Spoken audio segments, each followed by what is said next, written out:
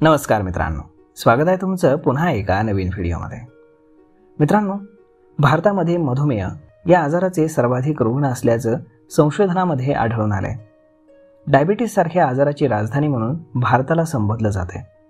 भारतीय लोकांची जीवनशैली या आजाराचं मुख्य कारण असल्याचं म्हटलं जाते। या गंभीर आजारापासून लढण्यासाठी ICMRनं एक संशोधन केलंय। यामध्ये डायबिटीसचा धोका कमी करण्यासाठी काही उपाय सुचवलेले आहेत। Indian medical council of research आणि Madras diabetes research foundation Chennai यांच्या सहमतानं संशोधन करण्यात आले। यामध्ये एक असा डाएट सांगितलेला आहे, त्यामुळे डायबिटीसचा धोका कमी होणार असल्याचं संशोधक सांगतायत।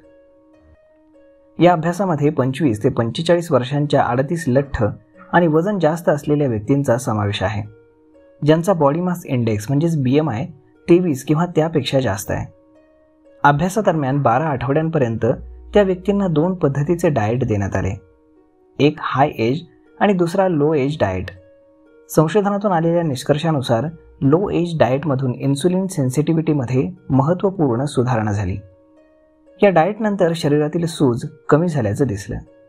हे पदार्थ आहेत जे काही पदार्थ उच्च तापमानामध्ये शिजवल्यानंतर तयार होतात, विशेषतः तळलेले आणि प्रक्रिया केलेले पदार्थ। या घटकांमुळे शरीरामध्ये जळजळ, इन्सुलिन प्रतिरोधक क्षमता आणि इतर आरोग्य समस्या या उद्भवू शकतात, ज्यामुळे मधुमेह आणि हृदयविकाराचा धोका वाढू शकतो। तर मग आता कोणकोणत्या पदार्थांमुळे डायबिटीस वाढतो तेही पहा। तर तळलेले पदार्थ जसे की चिप्स, चिकन, समोसे, भाजी।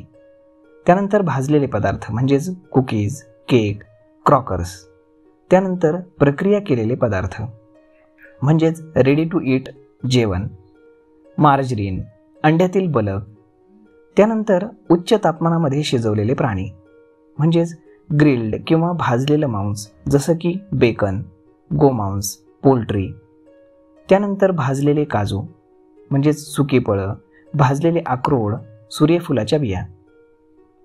हे पदार्थ भारतीय आहाराचा एक महत्त्वाचा भाग आहेत आणि तळणं, भाजणं, ग्रिलिंग आणि बेकिंग यांच्यासारख्या स्वयंपाकाच्या पद्धती या वाढलेल्या आहेत।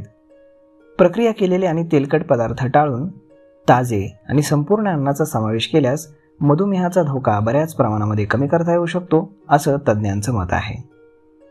तर मग मित्रांनो, यावरती तुमचं मत काय हे तुम्ही आम्हाला कमेंट करून सांगायला अजिबात विसरू नका। आणि जर हा व्हिडिओ तुम्हाला आवडला असेल तर आपल्या जवळच्या मित्रमंडळींसोबत देखील हा व्हिडिओ तुम्ही शेअर करायला विसरू नका। धन्यवाद।